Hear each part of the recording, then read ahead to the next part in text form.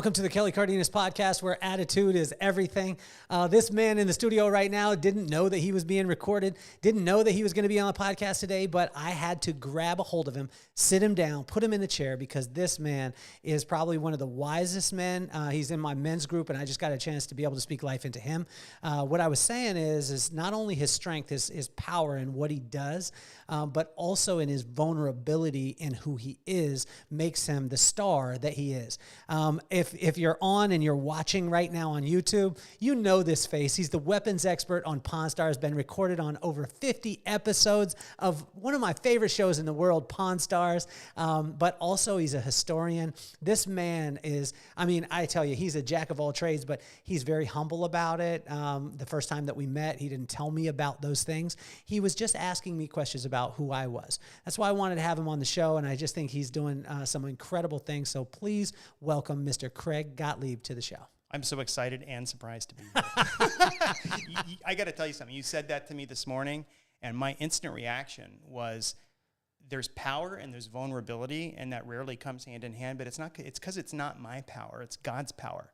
I'll be vulnerable because I really realize as a human being who I really am, which it ain't much. Especially when you compare me to like God or a lot of other people who I respect. So it's like the power you see, it's God's power. The vulnerability comes from me being honest with who I am as a human being.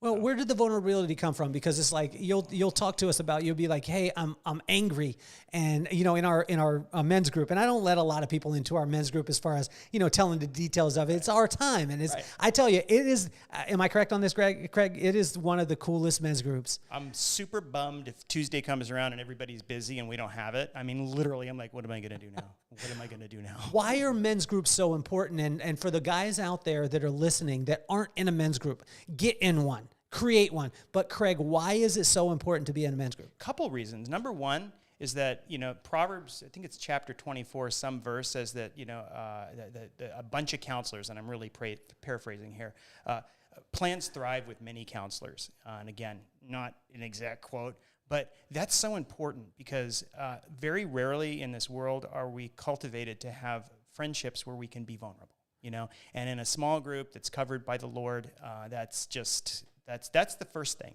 Second thing is the different kind of people.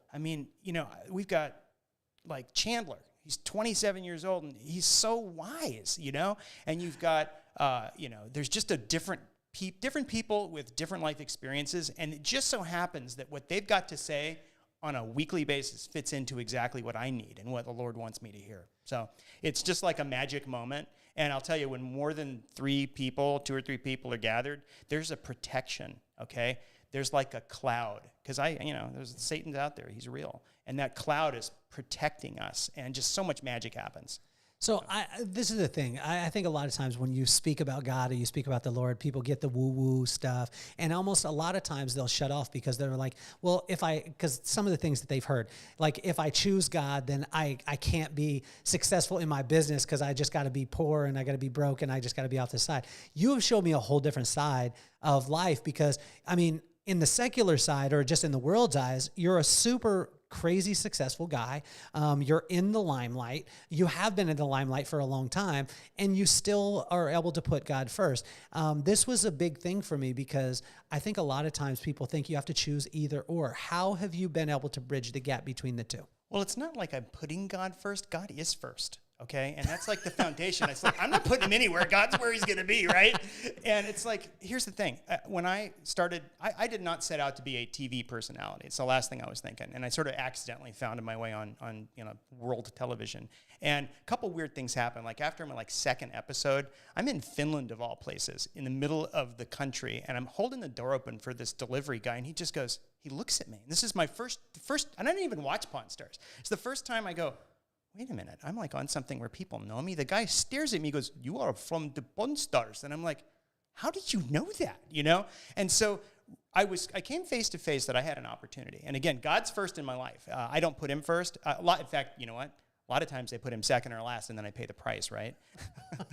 But it's like I realized that when people stopped me, for example, I had a chance to be humble to them and to invest a tiny moment in their lives. Like, hey, I've seen you on Pawn Stars, it's great. Can I get a photo? Whatever I'm doing, I'll stop and say, it would be my honor. Here, let me take it, you know?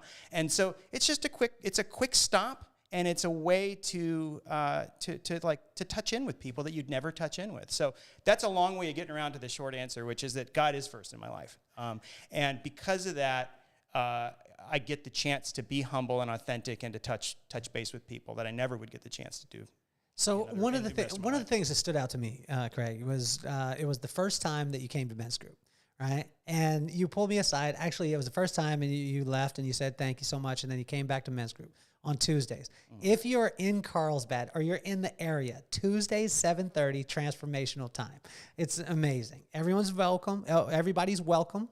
But on the second time that you came, you gave me one of those sideways compliments. And I don't know if anybody out there listening, Wayne Freeman, you know, you're listening. I want to thank you so much for riding with us forever and ever and ever. Tony Torres too.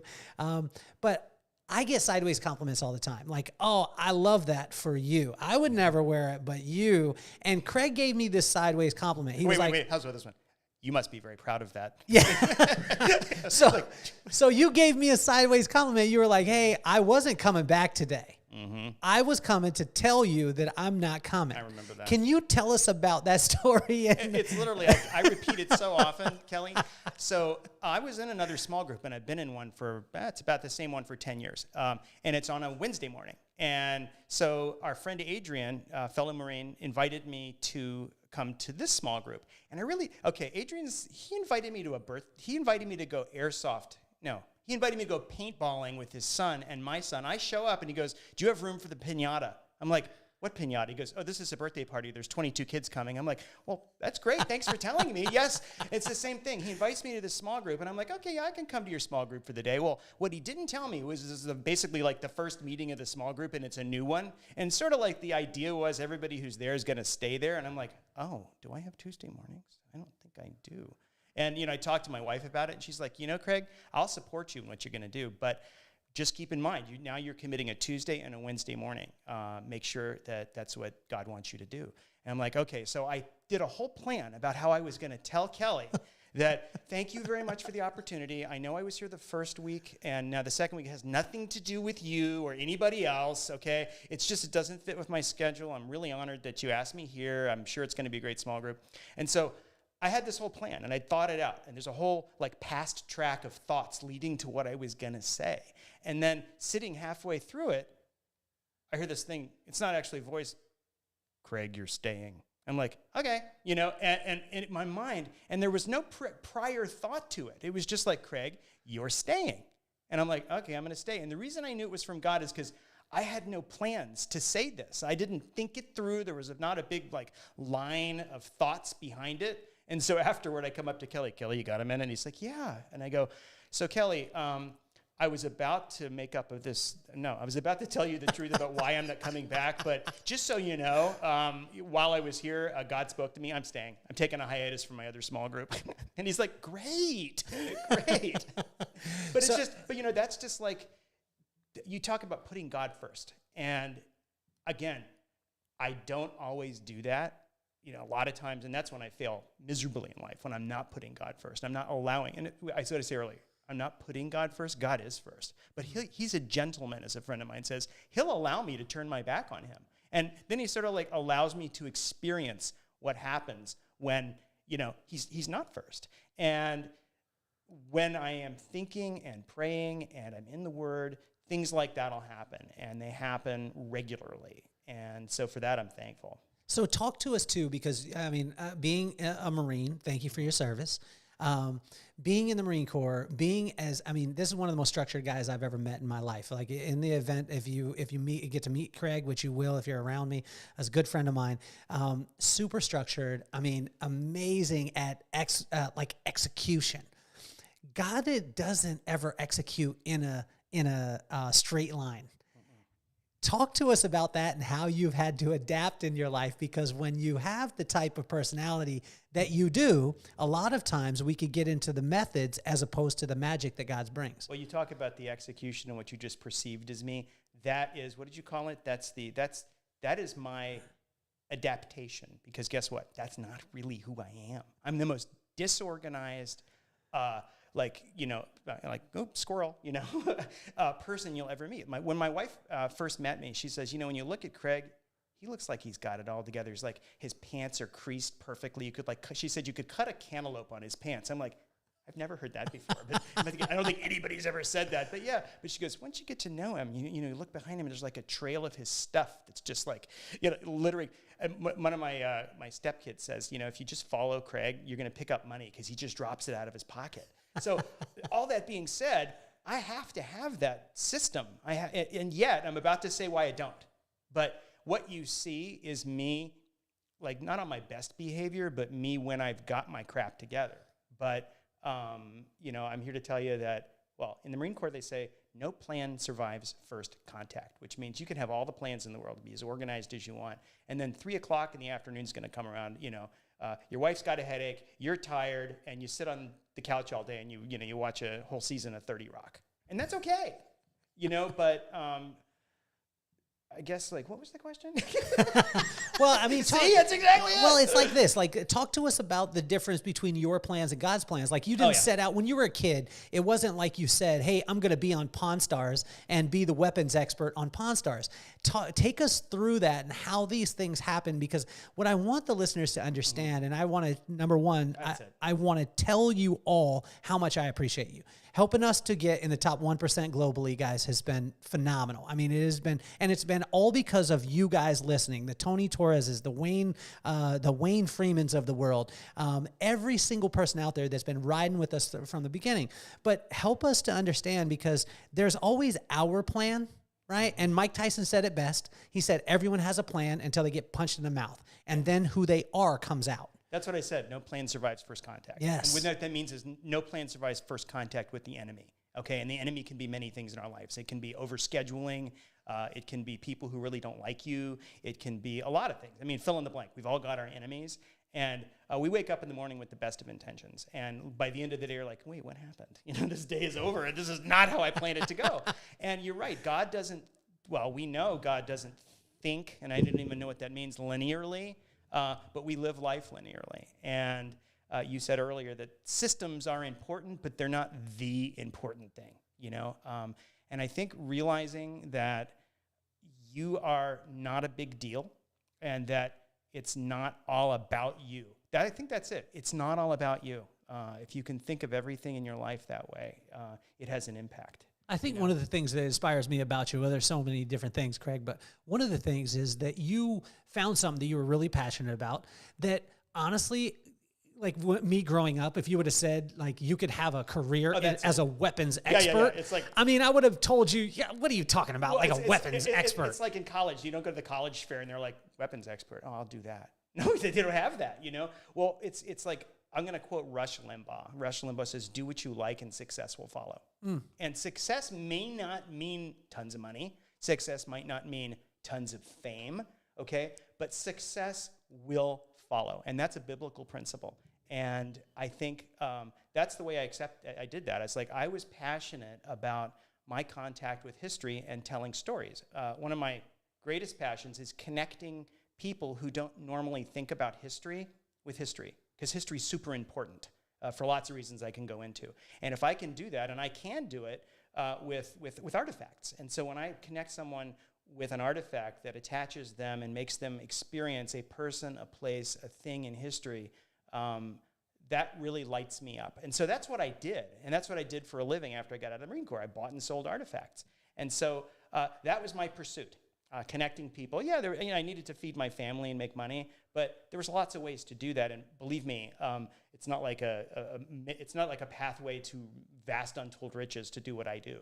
But tell us about the first one, because you said I started buying and selling artifacts. Well, I'm just thinking of you going to a garage sale and finding like a shotgun and then selling it. Think of me as a 9-year-old. Okay. It's literally that early. My dad was a World War II veteran, and he gave me a bayonet, a rusty bayonet worth literally nothing that he brought back from World War II.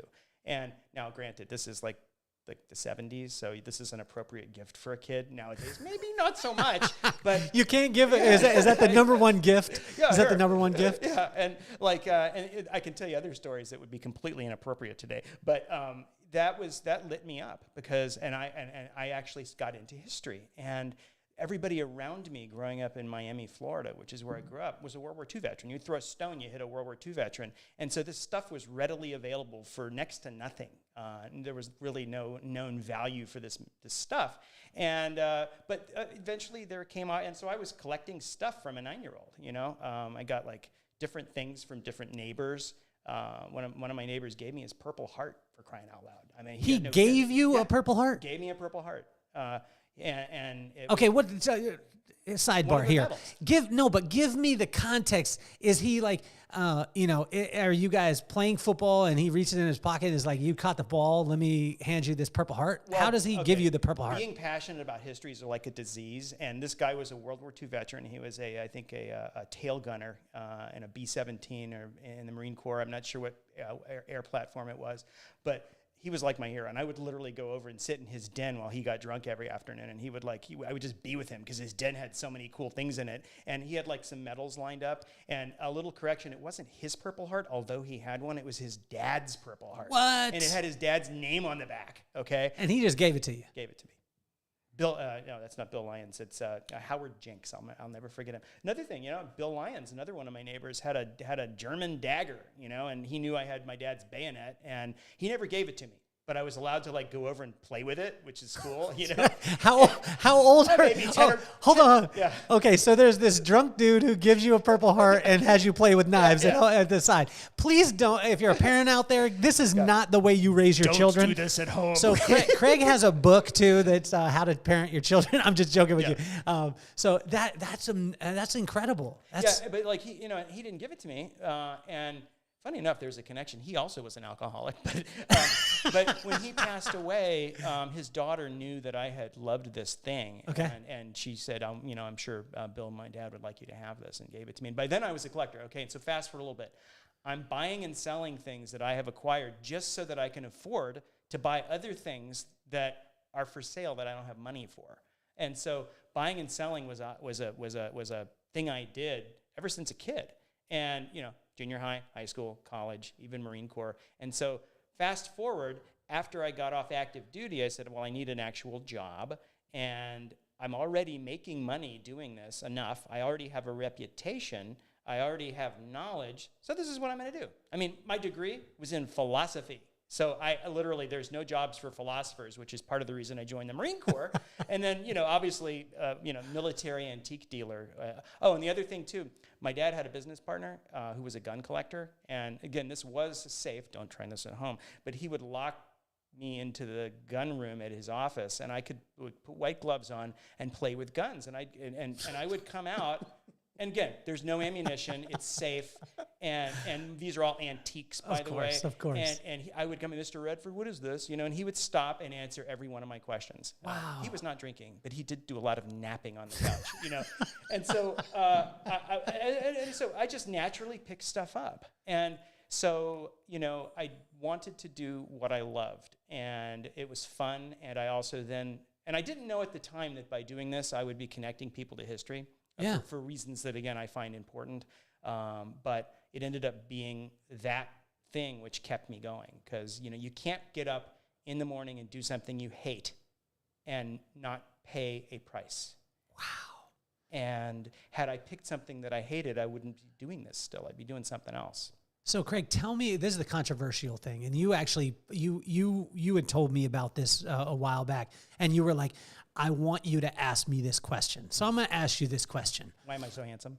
Yes, that was the first one. I said I'm a model. I'm a before model. Why are you so handsome, and why did you hang out with dudes who were drinking, who gave you knives and guns when you were a child? Yeah, right, exactly. Why did you have a guy lock you in a room with a bunch of guns? I'm just joking with you. Yeah. But on the website, like right when people get on the website, they're going to see certain things. And sometimes when a person sees a thing, don't judge a book by its cover, right? Yep. And a lot of times a person can see that and say, oh, wow, and then they have question or they have a preconceived notion on it. But knowing who you are, I want to bridge this. You know exactly what I'm talking about. Of course. So can you talk to us about this and make sure that you're as close to that mic as possible, because everyone like you have the stories that you have are so rich and amazing. But let's hit that one right on, because and then we're going to go into a couple of things. It's the elephant in the room. And like what I mean is when you Google my name, Hitler comes up. I mean, who has that as like an aspiration in life, right? No one. Well, and the reason is because, I told you I was connected with World War II veterans, and World War II veterans brought back a lot of Nazi stuff. And, what's cooler when you're a kid than like an old Nazi helmet, and you don't really get it as a kid that, well, a swastika is like, it's offensive, and if you've got a swastika at home or you're selling things with swastikas on them, and I do a lot of that, you have to talk about it. You have to be prepared to give an answer when people ask you, why are you doing this? You're like profiting off of evil. But no, for me, the years like I'll call it World War I to World War II, in Germany in particular, you see the very best and the very worst of human nature. And as a Christian, how humans walk this world is of intense interest to me. And what I mean about the best and the worst, you see, well, you know what the worst is, but you see the best. You see heroism. You see, well, you guys know, I don't have to say it. And for me, connecting myself or others to this period exposes them to the same question that I often ask myself. And this comes back to the Nazis. How could, Germans, who were pretty civilized people, be made to do very bad things, some of the worst things in history that we have access to, before they were really individually very bad people? In other words, it was like a sliding slope. These butchers, bakers, and candlestick makers, these young people did not grow up to join the Nazi Party and work in a concentration camp and kill people, to shoot people, mothers and kids in a forest. It's just beyond my ability to comprehend.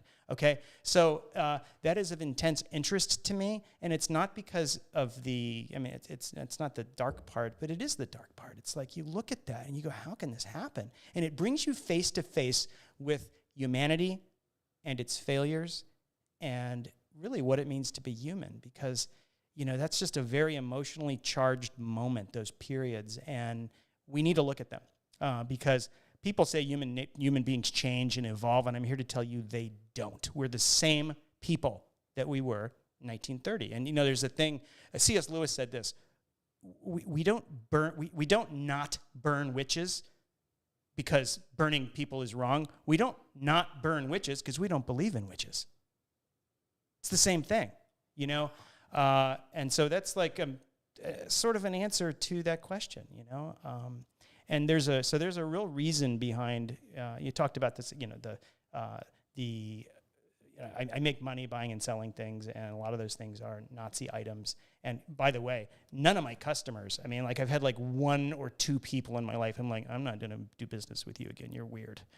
These are doctors, lawyers, salespeople, business executives, teachers, and they're interested for the same reason I'm interested.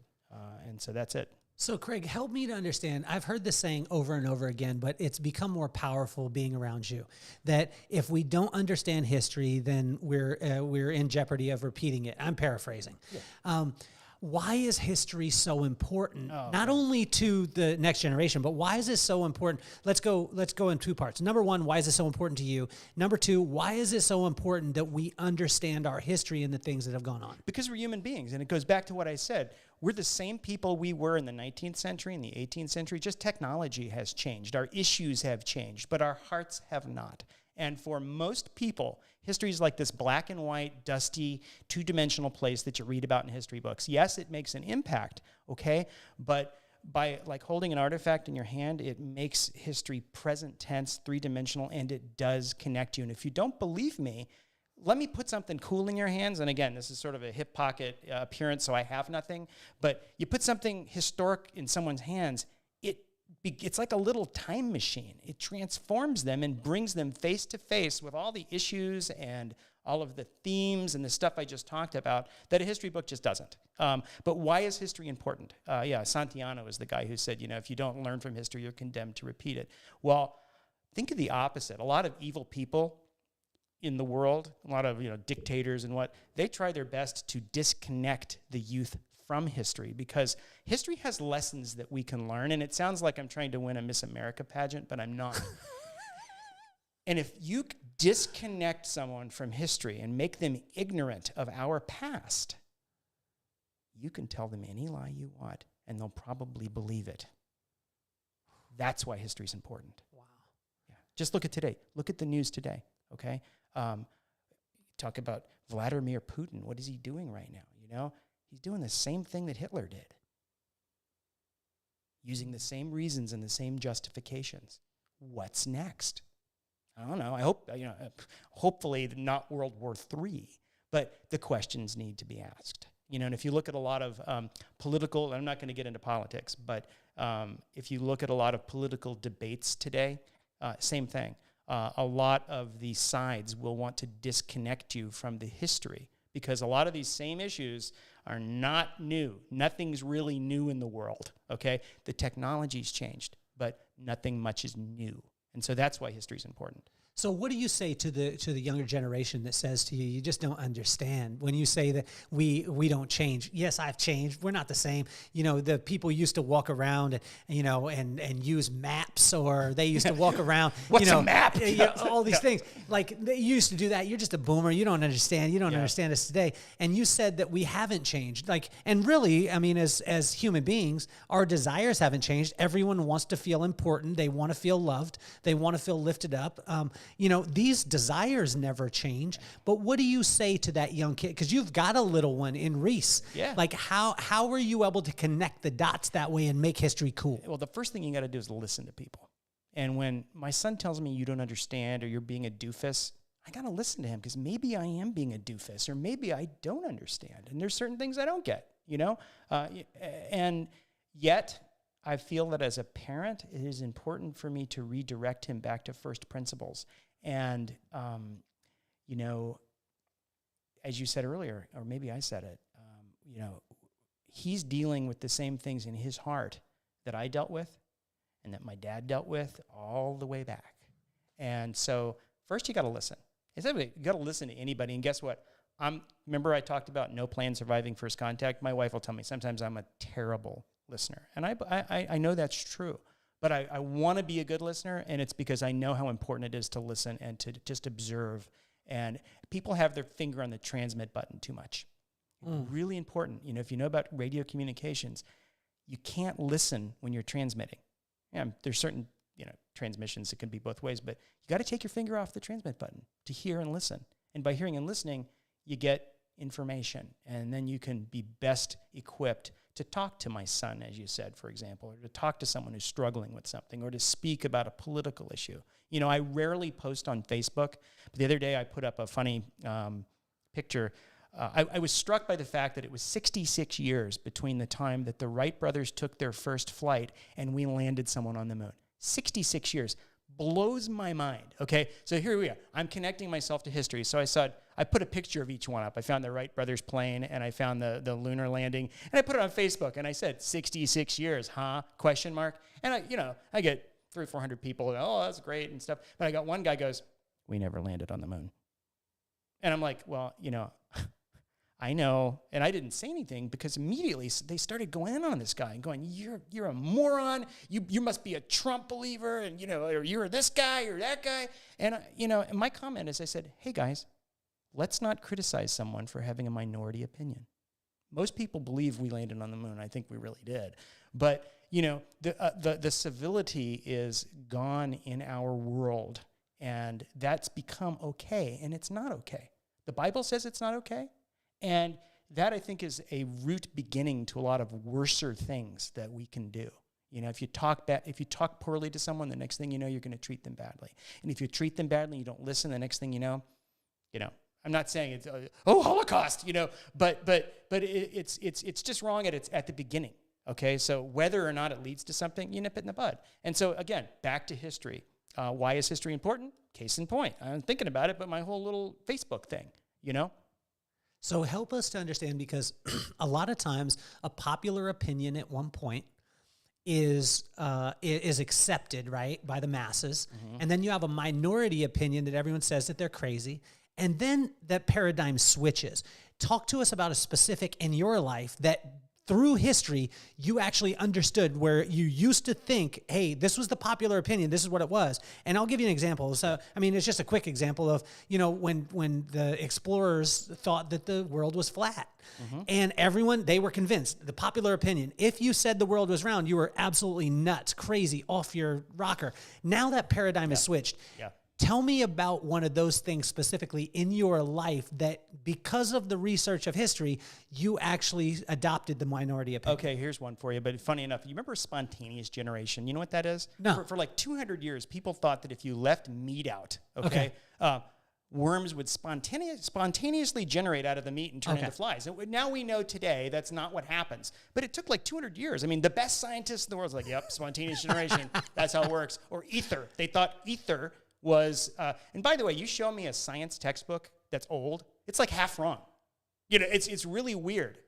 Science is a wonderful way to think, but it's true. All the old science textbooks, they're full of mistakes. And like, spontaneous generation or, and that's history, or ether. Everybody thought that ether was like some substance that everything transmitted through. Well, how about this? Growing up, just talk about this one. I'm going to come clean here. Evolution. Okay. Random mutation, natural selection, Darwin. I grew up being told that was science. And right now, what I'm about to tell you is a minority opinion, but it's changing. Now, I'm a believer in intelligent design. I believe that as a science mind, if I look at the biological, the archaeological, all of the science-based evidences as you observe the world, the conclusion I draw from looking at that is that the best possible explanation, looking at like microbiology, okay, looking at the cell and DNA and literally how mathematically impossible it is when you stop to think about it. Don't worry about religion. Don't worry about God. Just mathematically, is this possible given the length of the universe, which is for most people believing, 14 billion years? Can this happen? The answer is it's very unlikely, okay? And so that leads me to an inference that there was a creator. Now, I happen to be a Christian, okay, but it's not the reason I'm a believer in intelligent design. So that's an example, and to reach that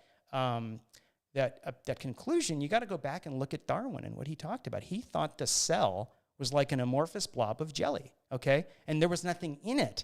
And so historically, it makes sense that he would look at the world, that he would look at the shape of beaks of finches on, the Galapagos Island and say, well, look, it stands to reason, and we know this is true, that beak size changes as a result of environment, that, you can grow sheep with longer fur if you naturally select to only breed the long-furred sheep. And then he drew that conclusion, but he didn't know about the cell. Okay, it was like it's Darwin's Black Box. There's a great book about it. And so that's an example. But knowing the history of Darwin and what he thought and actually reading Origin of the Species helped me to have that view that I have, which is that science and observation leads me to the belief that there's an intelligent designer. I'm not saying who he is. I mean, I know who I believe he is, but I'm not going to draw a conclusion of who he is. There's a lot of biologists who think it could be an alien, but there's an intelligent designer. And so that's my that's my example of history and leading me to have a minority opinion. And like spontaneous generation, more and more scientists who are authentic and honest with themselves are starting to reach that conclusion. It's the dirty little secret in the scientific community. Alba, I mean, your podcast will literally start lighting up with this freak who's sitting here denying evolution, which everybody knows is true, And then again, historically, you look at, and this is where history informs my belief about this. You look at propaganda, and that's propaganda. The Nazis didn't invent it. That actually the Catholics invented it. But the Nazis really perfected propaganda. And there's a lot of propaganda behind evolutionary theory. Neo-Darwinism, they call it. So anyway, enough of me being a denier or whatever you want to call it. But you asked a question. That's the answer. Absolutely. Well, and I love it because I love the fact of a lot of times, a popular opinion, 5 years from now is just like your fashion. You put something on and you think I'm it. I have the greatest look of all time. You look back at pictures of you in high school and you're like, why was I wearing that tuxedo with tails? Mullet, you know really? what I'm saying? Yeah. Does the mullet really look good on you? A bell bottom? Are you kidding me? How about a members only jacket? Yes. Actually, my daughter wants to wear them now, which is crazy. I just bought a members only jacket. So good. Denise made fun of me, but it's in my closet. I I haven't worn it yet. I love it. You love it. So Craig, when we're talking about history, let's talk about the history of Craig. Okay. So you growing up, we already understood that you were raised by knife wielding, gun locking in the drunk closet. neighbors. Yeah. But talk to us too about. Let's go to the history of Pawn Stars, right? Because I think a lot of times people think, oh, Craig came out the womb and he was destined for Pawn Stars. But I find that it's these little tiny breaks and these little, I say to people all the time, I've said it to you before, that there's 3 components to life, right? Be kind, make a ton of friends, and stay really curious. If you do those things, magic happens. Talk to us about the little breaks, because one of my buddies told me, he said, there's no big breaks in life, just a bunch of little ones that make up to a big one. And another friend of mine, his name is Eric Compton. And Eric, I called him, and he had a business that profited in the first 2 weeks. And I was like, whoa, that's so crazy. You got the golden touch. He said, no, Kelly, I just keep touching. And talk to us about those little breaks and how that happened. Because it didn't just poof, I'm on Pawn Stars 50 episodes. How did it start, and then where did it go? Yeah, a couple things. First of all, Pawn Stars is not how I define who I am as a human being. It's the most popular of the things I've done. So I just wanted to get that out there. Absolutely. I've done other TV shows that have 1/50th of the audience that I actually am more proud of. But to your point, and we'll talk about this another time, but to your point, we are a work in progress. And it comes back, you talk about putting God first. You don't get saved and then all of a sudden you're like a perfect human being, okay? We're usually here for most of our lives building ourselves up, changing ourselves to be better human beings. And so that reality applies to pretty much anything. So if you're in a project and you're doing business, it's occasional that someone wins the lottery, and that is a life-changing momentary. Oh my gosh, now what am I going to do? I can do everything I want to do. But that doesn't happen for most people, and it is baby steps. You don't go from, okay, here's the funny one. You want to do push-ups? You want to do good at push-ups? Well, do more push-ups. That's how you get better at push-ups. And you don't do it like a day next week. Okay, I should be doing 100 push-ups. No, you got to be consistent. And you're going to fail. I'm going to fail. I'm going to say I'm going to be consistent. I'm going to have all these apps designed to help me be consistent and build better habits, but they're just baby steps. It's like, I want to be a kinder person. Well, that's easy to say, but, really only God can make me a kinder person with a kinder heart, but I can be kind. And if you get up in the morning and go, this is just a small thing, but today I'm going to be kind to everybody I meet. I'm going to literally be intentional about, and I might screw everything else up, but, or how about this one? I said this the other day. I'm going to be upbuilding. I'm going to build everybody up just for today. So I made sure that everybody I met, I said something not only just nice to them, but praised them. Even somebody who's being mean to me, there's something good about everybody. And you want to point that out. Oh, encourage. That was my word. Word of the day, I'm going to encourage. And that's it. And today I'm probably not being very encouraging, but these are baby steps. And so, in my life, back to my career to talk about it, sort of cheapens the moment a little bit, but I wasn't looking to be on TV. Now, it would be every business person's dream to get what is effectively over $1 million a year, or sometimes a month. I mean, how much would it cost for you to buy a 30-second commercial on the History Channel? Why would we get 10, 15 minutes a week? So with reruns, 30. I mean, so everybody, I didn't even know what Pawn Stars was. I knew what it was, but there was, in its heyday when I was on all the time, I couldn't walk through the airport without getting stopped 5 times. And again, there's that opportunity to be humble and to invest in someone's lives. But, oh gosh, I lost my train of thought. So organized. But, baby steps. I didn't start off to be on television, despite the fact that would be the pursuit of every business person. I want a TV show. I want a super podcast. I want, all this thing. I want millions of eyeballs, because if I get millions of eyeballs, I'll get thousands of customers. Well, I went to do a charity event because I had a thing going on, and I was invited to support a charity event. And while I was there, I met a really powerful guy named Sandy. And I don't think he minds me saying who he was, Sandy Kleiman, wonderful friend. He was a producer up in Hollywood. And I took the time, he won an auction or a raffle for a gun. And that's what I was there. I donated a firearm to fundraise for this project. And, it was he bought it for his son, so his son could shoot it. And so the very next thing we did is we went out and shot the gun. And I really liked his kids. They were really nice young men and promising.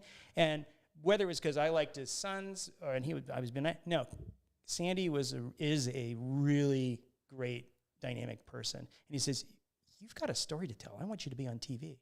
And I'm like, I've never been on TV before.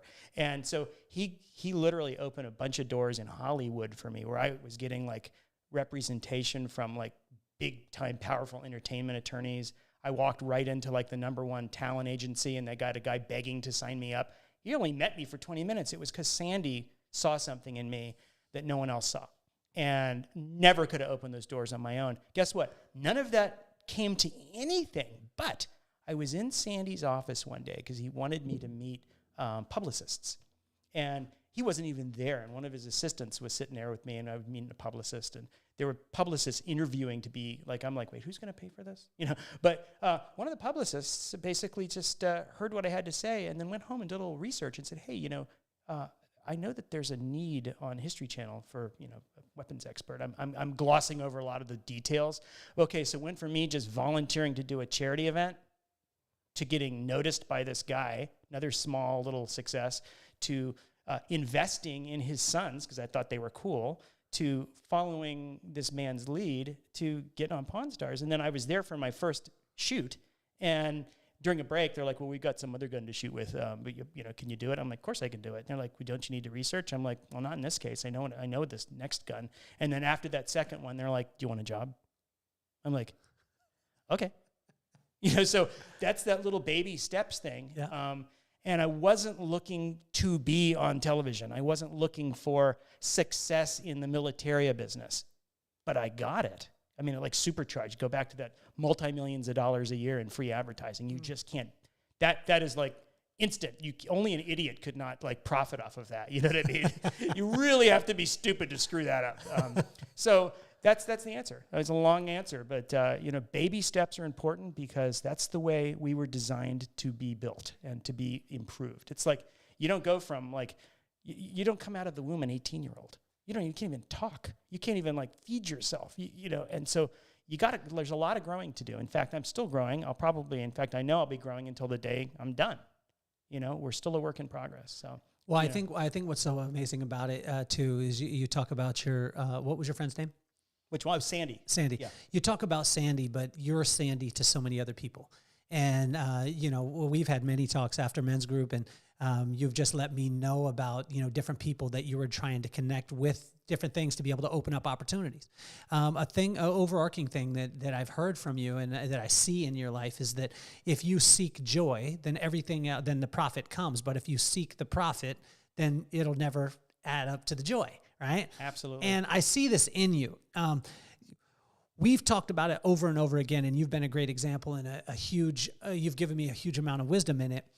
Talk to these two words, oil and water. Oh, yeah. You talk about oil and water all the time. I've got a gift for you that I'm not going to tell you about now, but it's like a physical reminder of that. You say, and this is Kelly, you try to mix oil and water, it's impossible. You can shake it up for 20 minutes, and you can get it all like, what is it, salad dressing. It's gonna separate. You can't mix it. And I want you to tell me what oil and water means because you're going to do a better job at it than me, but then I'm going to comment. So welcome to my podcast, Kelly. Tell me about oil and water. Well, my dad would always tell me this. For those of you listening, you know who Pops was and who Pops is. And what he would say is that you can't mix God and the world. And if you try and do this, you can, like Craig was saying, you can shake it up, you can make it look pretty, but at some point it's going to separate. And God won't have anything to do with the world, and the world can't have anything to do with God. And you got to choose. And this was a tough one for me. And that's why I lean on Craig a lot. And you've given me a lot of wisdom in it. And you've encouraged me, given me a lot of encouraging words. And that's where, and helping me to realize that if you focus, like you were talking about earlier, if you focus on the right things for the right reasons, then the right things turn out. But if you focus on the wrong thing, even if it's for the right reason, the right thing won't turn out, right? And so help me with this. And there's the follow on that is you say, you focus on the right things are going to turn out, but not necessarily by your definition. Super important. It's like, okay, I'm just going to focus on the right things now so that I can be worth $10 million. And no, stop. Just forget about it. Or everybody think in your mind right now of like your number one business goal or your personal goal. Okay. And then go, okay, well, I'm just going to focus on the right things. I'm going to get all, Kelly Zen here and think about the right things and blah, blah, blah. So I can have $10 million. No, you do that. It's exactly the opposite. You really do have to separate yourself from the target, from the end goal. And so all of them have to be in line, right? Because what you're saying is if you focus on the right things, right? Yes. But you do them for the wrong reason, you can get into a challenge. And what I love what you're saying too, Craig, is that not always the right thing, the thing that's right for you is not always the thing that you want. Absolutely. Right? And you've helped me with this wisdom, and you've encouraged so much where it's like, you've almost let me know, and I don't know if you realize this, but you'll tell me a lot of times, like, just back off, relax into it, and let God have it. Yeah. Can you explain to the audience? Because I understand when you tell me that, I'm like, okay, cool, I got you, Craig. But a lot of people out there are like, but Craig, I got a mortgage. But Craig, I got, I got to take care of my kids. You're just telling me to relax and to trust God and let him do this stuff. I mean, come on, don't he need a lot of help? He's kind of busy. If you think I'm going to unpack that and tell you exactly how that works, I'm going to disappoint you. I cannot. I really can't. But it's, because it's God, okay? And it's like, there's one of my favorite YouTube videos is, how financial responsibility, and it's like, save money. Don't spend more than you have. It's a comedy. And you sent it to me. It's a Saturday Night Live. Oh my gosh! Live Google it. It's hysterical. And it's like Steve Martin. He said, "But where do you get this saved money?" And he goes, "It's in my book. It's only one page long." and it's like these are baby steps. Baby steps. There are big. You try to fill a jar with. You got a bunch of rocks and you got to fill a jar. You can either start with the small things, and then the small pebbles, and then you're going to run out of space. You can't fill the big pebbles in. So it sounds like I'm going to say the exact opposite, but I'm not. If you got a jar and you need to fill it with all these rocks, you do need to focus on the big rocks first, because the small rocks will fill themselves in the space that's left. Yeah. But as there's a mystery here, because again, I can't explain this, just focus on the step in front of you. You got to think about the goal, but that's not your target. And that's why it's like so counterintuitive. It's very difficult. I can't unpack it, but I know it works, and it's not my idea. It's God. He says, "Seek ye first the kingdom, and I'll give everything else to you." Yes. And it's like, okay, so God, that means I'm going to win the lottery. That means I'm going to have a Testarossa or whatever. Testarossa. He just went old school on it. Yeah. You just went Miami Vice on us. Members only jacket. Yes. You just went to history right there. Yeah. So there you go. But it's like if you do focus on the day to day, the little things that are important, the big things have a tendency to work out. So talk to us too, because we have a little thing that we based our whole men's group on. Well, there was two things, but I mean, one of the foundational things was probably it wasn't the thing that I focused on, and it wasn't the thing that I thought that I was going to bring to the table. I was like, I remember I got donuts. No one ate them the first time.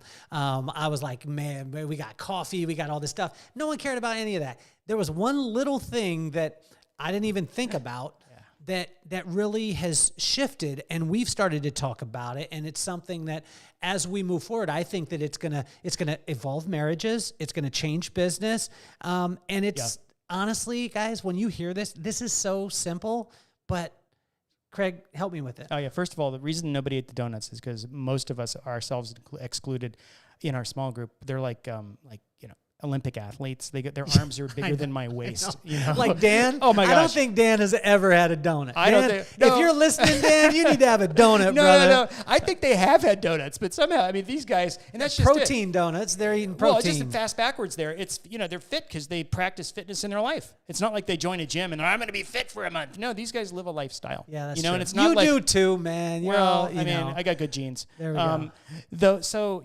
Kelly, you got us started on this thing called love letters. I'm going to challenge you to daily write a letter to your wife and build her up. Be positive. Tell me the first, like when I first said this, like Craig is military. Craig is like, and so tell me the response, right? The knee-jerk response. My knee-jerk response was, first of all, I can't write it because nobody can read my writing. I'll never do it. My wife will never read it. So I got to use my iPad. And second of all, I sit down right after the small group. I'm going to write my first love letter. I'm going to do it. I'm going to tell my wife how important she is, how much I love her.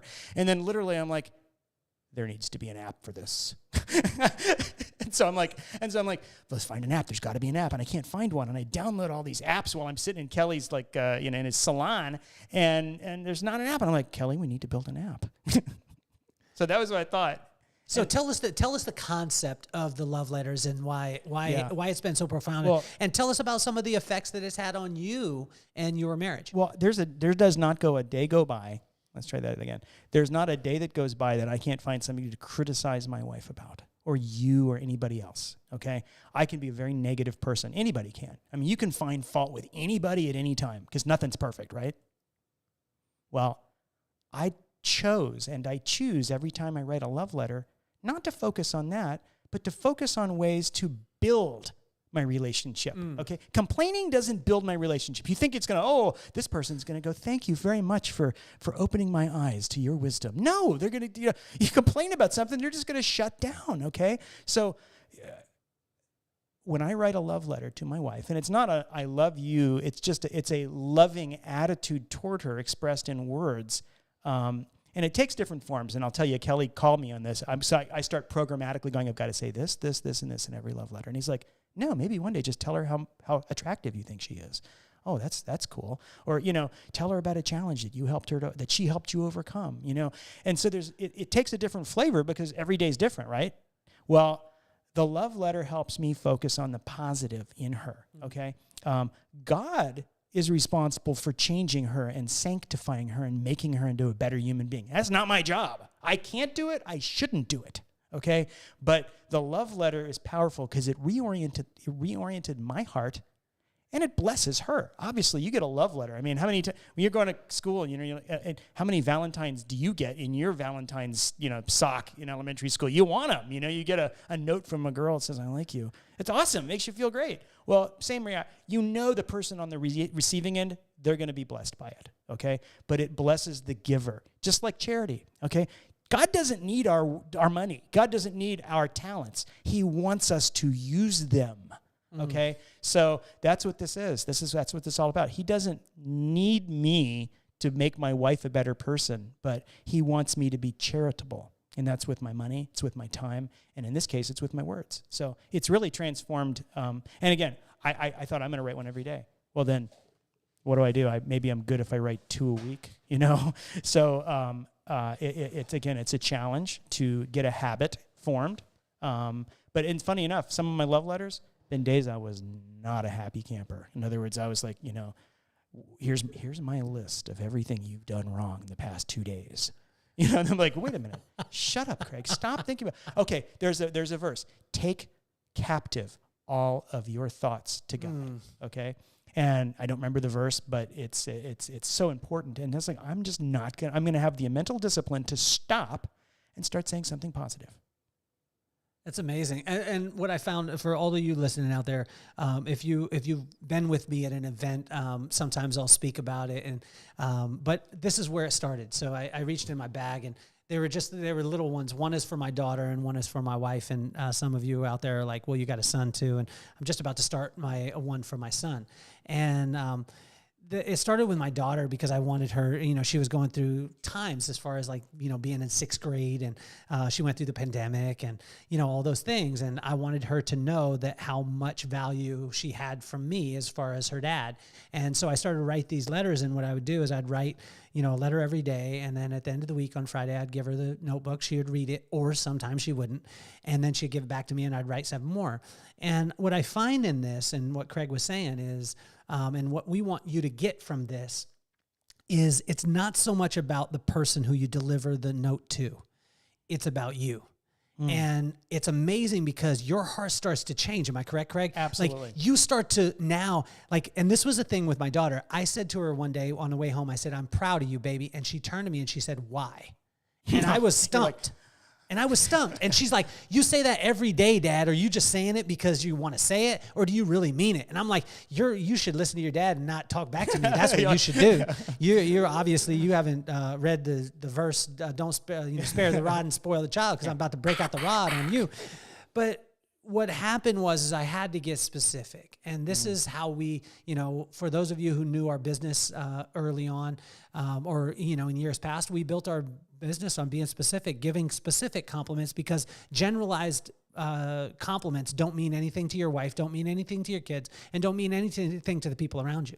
But once you start getting specific, then you have to look for those great things, because I know in the morning I have to write this letter, and it has to be specific, because if not, my wife's gangster. She's gonna call me on it. She's gonna be like, see right through. She's gonna be like, what? So let's so make sure when you are writing, make sure it's who you are, right, in your language. And Craig and I talked about this. Yep. And that it's very, very, very specific. And it could be 2 lines. "Hey, thank you for, drying the dishes yesterday when I washed them. I could tell you this will transform your marriage. I promise you."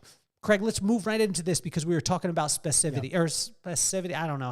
Specificity? I don't know. Specification? Maybe we can look that up Specificity. later. Let's say specificity. We're going to talk about specificity. Yeah. We're talking about being specific.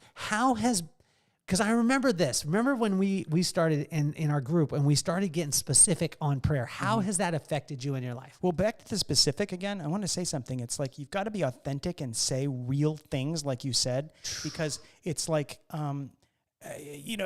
it's not. Tell them about the system. Tell them about the system, but it's just not charitable to call a fat person thin. It's dishonest. It's not. But like I remember, I have a relative who began to lose a lot of weight through a lot of hard work and determination, and she's a young girl.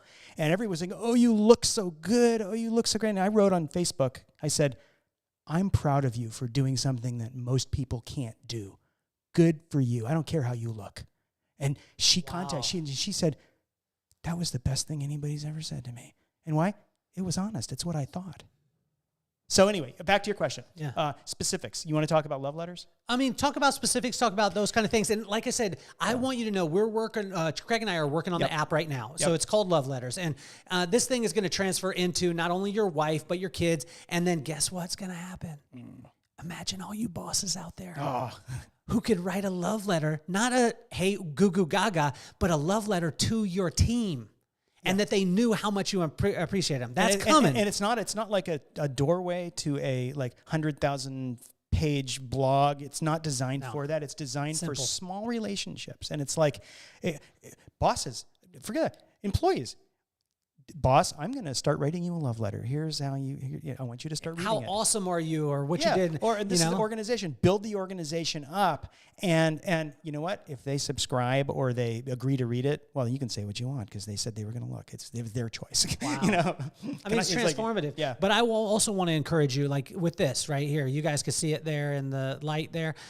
We had the journals, and these are honestly, and I'll show you my handwriting because it's really, really bad. This not as bad here, as mine. Let's see if I can get it in the light. I don't even know if it's not as bad as my handwriting. You can see the chicken scratch, kind of. Wait, show it to me. Yeah, that's chicken scratch. That's but it's chicken so scratch. much. You should be a doctor. So, like you guys can see it as I fold it. Let's see. There it is. There we There it go. is. So you can see it and make sure that it's signature to who you are. And they can be, little notebooks. But I tell you, this little notebook transformed my relationship with my daughter, transformed my relationship with my wife. It could transform so many things. So let's get into the specific side, not only in the love letters, but let's talk about prayer specifically and how that started to transform. Because you remember when we first started our group and we were talking about praying specific, it was hard at first. And then we were like, no, we want, like, what do you want? Like, what do you want? Pray for that thing specifically. It's like, Talk to us about that. Normal when you say, give me a prayer, pray for my family. I'm like, what? My neighbor's friend is like, wait, what? Or how about this? Make me a more kind person. It's like, yes, God can do all of those things and God can see everything at once all the time.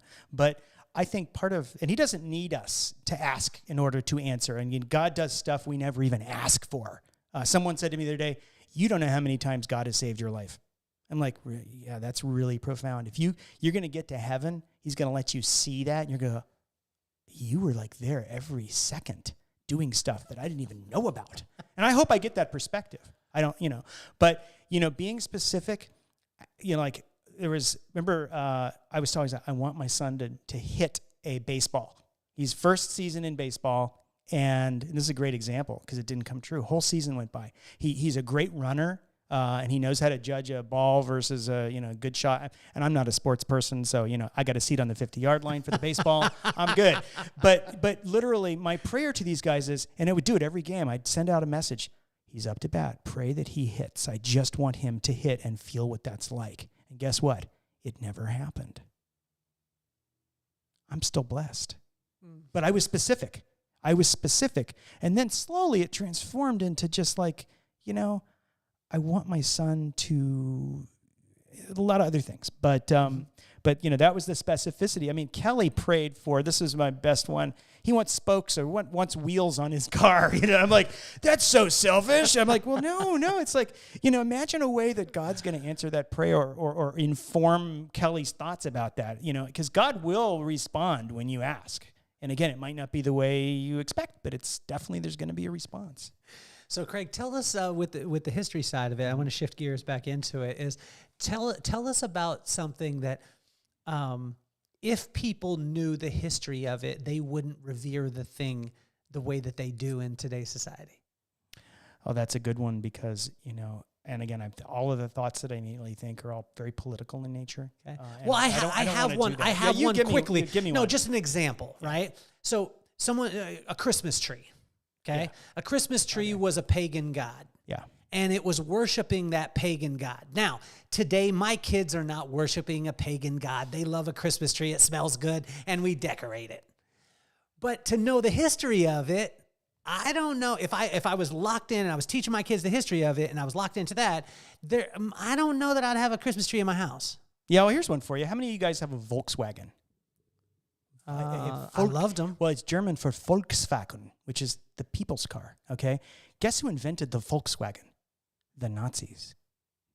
People don't know that, but it's true, okay? In the 30s, they decided that they were going to put a car in every family, and they were going to build by the way, the Nazis built, and my wife jokes, everything I talk about has a tie back to the Nazis. But yes, remember I told you earlier, it's one of the reasons I find the period so interesting. They invented, and you can look this up, they invented a car that was designed to be owned by, back then, think about it, you had to be rich to own a car, okay? The Germans, the Nazis thought that they were going to change that, and they built massive expressway systems, the Autobahn, so they were preparing for every person to have a Volkswagen. And they actually had ability for workers to make a monthly payment in a payment book toward their Volkswagen, which as soon as the war was over, they'd get. Ask me how many were delivered? 0, okay? They had the 1,000-year Reich, which lasted 12 years, okay? Thank God they failed. But the Volkswagen persisted and was eventually picked up in the 50s and was sold as a commercial vehicle. So you think back about that, and it looked very similar to the Volkswagen Bug that they started making. So there's a little history behind a Volkswagen for you. So when you didn't know that, did you? No, I didn't. Yeah. But when you start focusing on your joy, you start focusing on your purpose, which you talked about earlier. You focus on your purpose, you focus on your joy, then the profit comes. But talk to us about when the profit comes, though, because this is where a lot of people go off the rails. How have you been able to stay on the rails, even though the success worldly has been able to come? You know, God does not deliver when you say profit, and it's not money profit all the time. It's, you know, there's all sorts of ways that you can, we call them blessings, okay? You know, it's just as easy to be disconnected from God during blessings. In fact, I find the hard parts in life are when you're like, you know, oh my God, be with me. You know, it's when you're successful, you tend to take it as a compliment to your own strength, which it's really not. I mean, God gives us talents, and yes, we have the ability to work, and it's very, it's a little bit, it doesn't make a lot of sense. Oh, you know, everything's God's talent, and it's like, you know. But to a degree, it's true. So, but back to what you asked. God delivers blessings in His timing, and the reason He does that is because a lot of times, you know, give me $1 billion when I'm not ready for it. Watch how quickly my life just devolves. Okay, and so, you know, you say, what happens when the blessing comes? My hope is that if you are focusing on the right things, when the blessing comes, you'll know what to do with them. Wow. And it won't affect you. You know, let me tell you a story. When I was a first lieutenant in the Marine Corps, you know, I lived out in town, and I used one of the Marine Corps laundry. I used a dryer in the barracks because I actually didn't have one at home. I couldn't afford one. And I went home that night, and I put a sign on the washer. It said, "Do not use," because I left my laundry in there. Well, I came back. One of my sergeants was literally livid. And he's kind of talked to you, and I took me, he literally ripped me a new one. He's like, "You don't understand. None of the Marines could use that machine because you put that sign on there, and they're not going to take the sign off." And, you know, I was like really hard for me to get to. I mean, it just rubbed me the wrong way, and it was all I could do to accept the critique, because he was 100% right, but I couldn't receive it, okay? And so I wasn't ready to receive that, but now it's like, you know, it's so profound, it makes me sort of stop. You are given wisdoms, you're given money, you're given success at a time you can take it, you know. And I wish, you know, again, I talk about wise head on young shoulders. Very difficult to find. And again, I'm walking around this a little bit because I really got caught up in that story about my sergeant named Gonzalez, and I'll never forget it. So it sort of took me away from the point. I was going to make something really profound. I was going to say something really cool and like a perfect response. But just think about that moment. I was a dummy. Help us with this, Craig, because I had something really profound to say. Well, everything that you said was profound, man. Everything in the last hour. I'll think of it when I'm going home today. Everybody has the nuggets that they're taking away from Craig, which I think is incredible, man. And so, talk to us. I want to go into the subject about marriage, because I think a lot of times when a person, you know, and when I say success, I always make sure that people understand what I mean by success. And my brother was very big on me with this. And success had nothing to do with the money. It had nothing to do with things. It had all to do with doing exactly what you were purposed to do, like your unique design, right? And that's why, Craig, I think you're successful. It's not because of you being on TV or you doing all the things.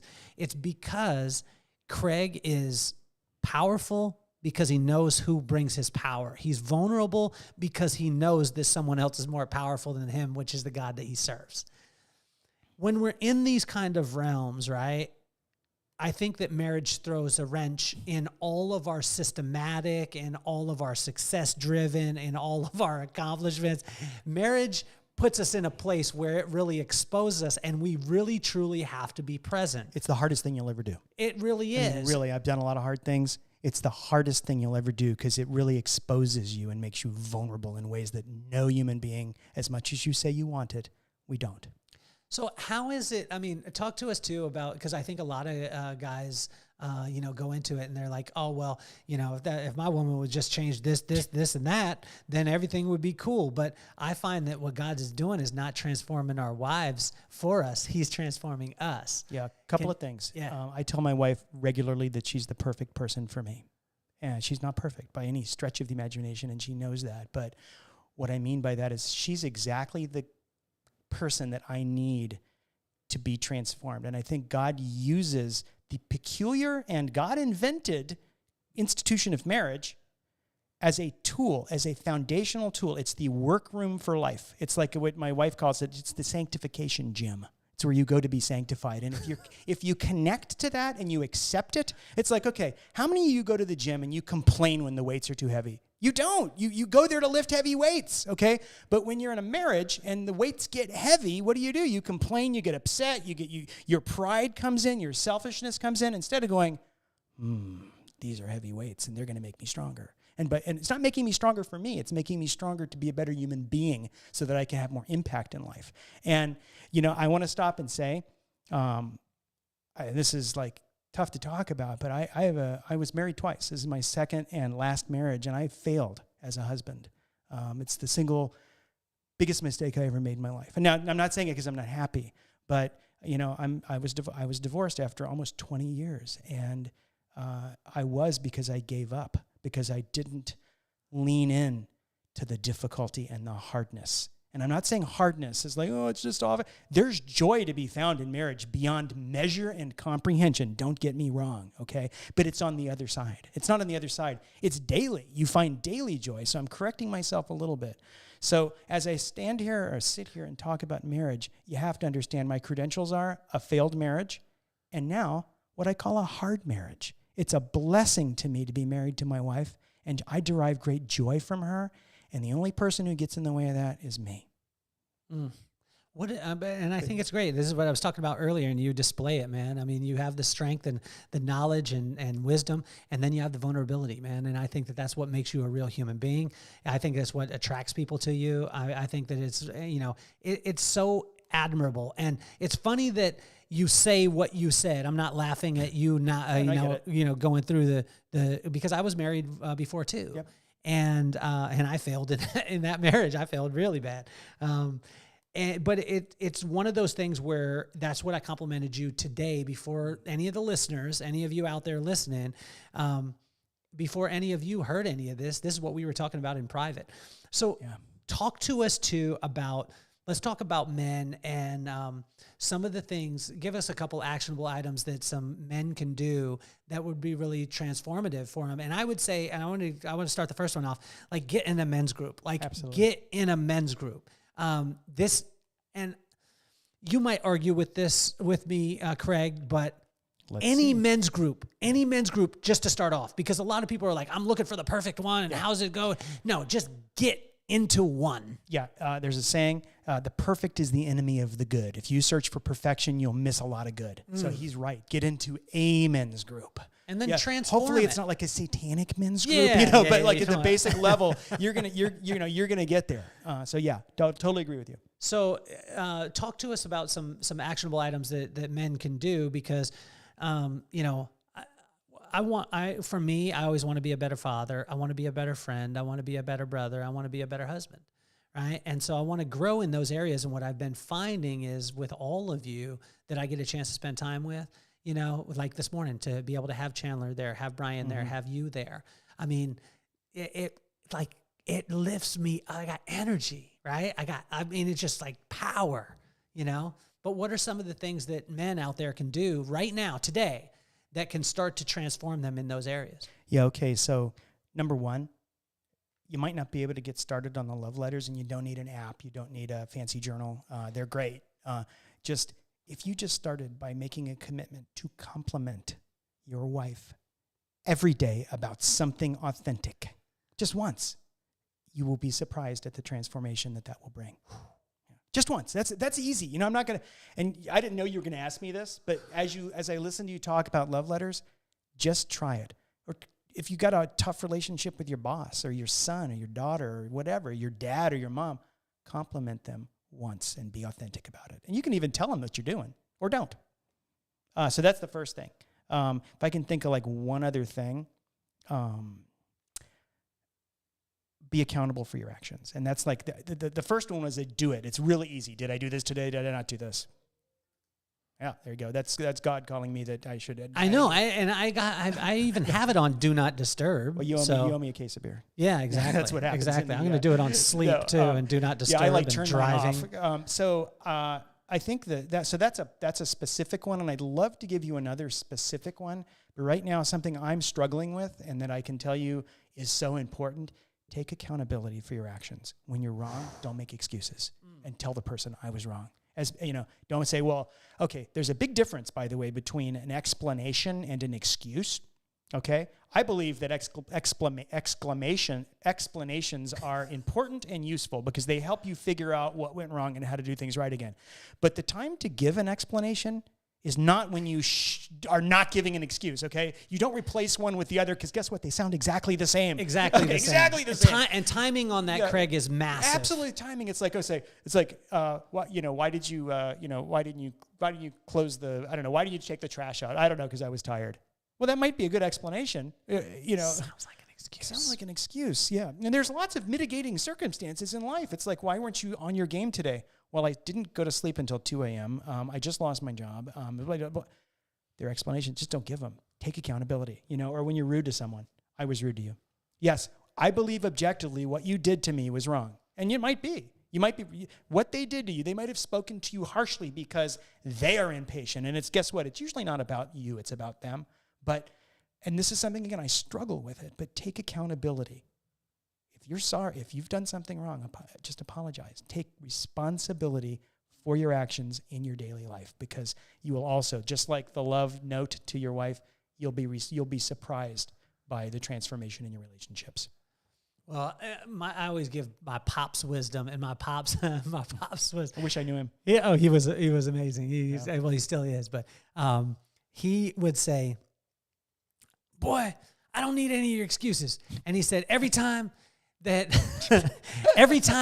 you say, like you say something and then you say, "But," I want you to imagine a big booty right in your face. Yeah, okay. And I was like, "Dad, that is so grave. Like, why are you trying to tell me that a booty's in my face?" He said, every time you say "but," son, it's the exact, like when someone's saying, "Why'd you do this?" "Well, I did this, but," and he's like, booty in the face. So now I have this visual from thanks Pops, that every time that I add a "but" to it, then there's booty. You know what I'm saying? I like that. And it stopped things, because I find that it really takes the validation away from the apology. Like if you apologize and then you say "but," and then you tell them what they did wrong, it takes away the apology in the first place. Or when you were saying, like, if your wife says, "Why didn't you take out the trash?" as opposed to you just saying, I apologize, I'll make it better next time, that you say, "Well, I did because of X, because of X, because of X."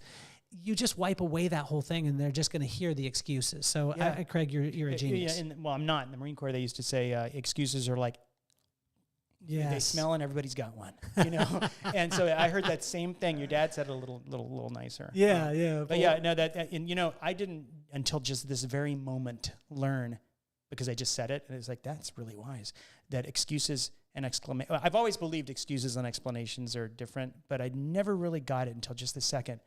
Don't just give an explanation because it's better. Just don't give one. I mean, I just thought about it. It's the same thing to the other person. Just apologize. Well, and I think that transforms into, and for all of you out there in business too, if you're wanting to grow, another position, you're wanting to, get promoted, whatever it is, literally listen to Craig and stop the excuses, stop the explanations, just make it better. Because the person that, say you're a boss, or if you are the boss, you don't care about why it happened. You care that it will be better in the future. And that, I tell you, will help you in leaps and bounds. And I dealt with so many young kids, and they would sit and want to tell me for 20, 30 minutes why they did what they did. Not to say that I don't care who they are, what's going through their life. I'm just saying, as long as you're committed to making it better in any organization that's worth its salt, if you're committed to making it better, that's where the magic will happen. And one other thing too, it's like in that light, this is me talking business now. Mm-hmm. If you give credit and take responsibility, if you just, whenever there's something good, give credit to someone else, even if you did the whole thing, right? Give credit, but take accountability and responsibility. If you do that, and I didn't say that. That was, I think it was either Eisenhower. It's one of the big World War II greats, and I don't remember who it is. Well, because you don't remember, you can just put my name at the That's end right. of it. Kelly So, Cardenas said this, and I remember it, so I'm saying it back. It's a quote now. We're just going to quote it. We'll put it out on the website. But no, if you give credit and take responsibility and accountability, so when things go wrong in your organization, it's your fault, no matter what. I think it's amazing. Take it. Just take it. And you know what? I've had people take responsibility for stuff that I know I did. You know what I do afterward? I'm like, I love you. Thank you for doing that. Well, Craig, I think it's amazing, and not only did I wanted to have you on the show for so long that you kept denying me. That's why I had to trick you today. You literally tricked me, and I'm so happy you did. I tricked you today, but it was because he's exactly in line. All you listeners out there, everyone who's been riding with us, all the OGs and the people who just are listening to this for the first time, you realize that why I want to bring Craig on is because of his attitude. Like, you see it. I mean, his attitude, whether you're just listening or if you're watching it on Spotify or on YouTube, if you're watching it, you can see him, and you can see this light, and you can see this energy, and you can see this attitude that he's bringing into stuff. Not that he's the perfect guy. He already said that, but just the fact that he's fallen in love with his circumstances right now, and you just watch magic happen around him.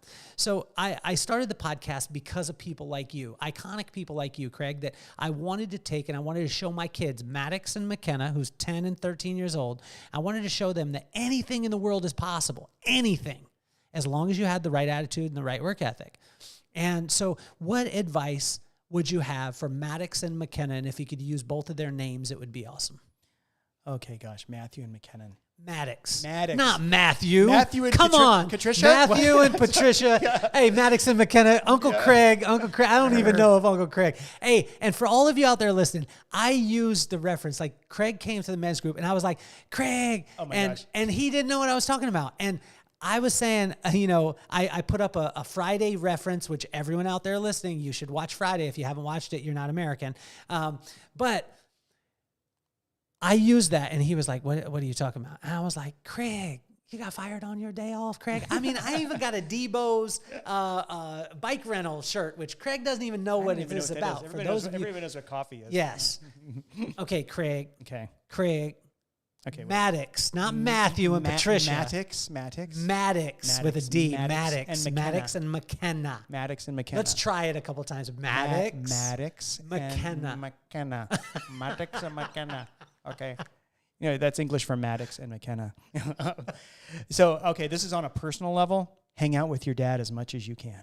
I mean, I know, really hang out with your dad as much as you can. And that's something I say about myself too. I mean, you know what? That's just turned into something I'm going to say to every kid out there.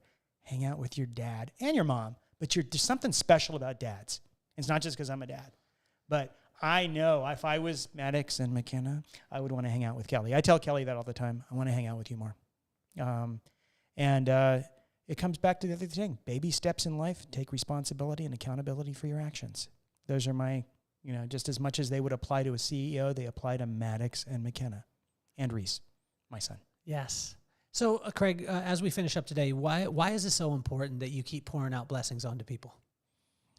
Well, it's part of God's plan. I mean, God tells us to do that, and it's not because he needs us. It's because he wants us to be part of doing that. And it's transformative. They talk about being a giver, and when you give, you stop holding on and you open your hand. It's that posture. It's part of the posture of growth. And it's part of being transformed. And if you don't have that posture of giving, whether it's time, we all have something to give. Time, money, words, gifts. Give somebody a ride in your car. Say something nice to the barista who nobody notices. Those little things. It begins to posture your heart to do what? To love God first so you can love others best. And I did not make that up. I didn't make it up. Pastor Jason said that, and he says it all the time at our church. And I've heard it before. You learn to love God and fall in love with God first, you will love others best. And that charity, that opening, that giving, it's part of that. It's part of the equation. Craig, you're incredible, man. I mean, it's been beyond my expectation today. And I love it, the fact that I surprised you, because for those of you out there watching, and he had no idea, I said, sit down in the chair. We popped on, and he was telling me right before, he's like, I would love to be on your podcast whenever. And he said that to me, but we've never got a chance. I was like, I'm forcing you today. Can I like give you a 5, or is that like appropriate, or is that not? I was like, what if I did that? Is that like breaking the third wall, or am I like in another state? I don't know. What happened if I just did it? Like this, reach over, like, Look at this. This is camera tricks. That's camera tricks right there. I love it. I absolutely love it. So for those of you out there listening, I want to thank you again. Everyone out there listening, everyone out there watching, you guys have put us in the top 1% globally, and that's because of you. It's not because of me. It's not because of my cool guests. It's because of you, every single one of you out there, and every listen that you have, every download. And what I'm going to ask you to do is I'm going to ask you to share this with any man, any father, any wife, any kid that would get some value from Mr. Craig. And he acts like, he's just Craig, but I mean, he's a celebrity all over the world, but I love it because he's a person. And it doesn't matter about what he does. It matters about who he is. So now's the time. You need to check out the sponsors, click the links, do all the things that you know that you need to do. Craig, I want to thank you again, my man, for being on the show. We're going to have you more and more. The next time, we're going to have some real artifacts in here. We'll have some real guns. We're going to show that. And I just want to thank you again, man. You're officially off the hot seat.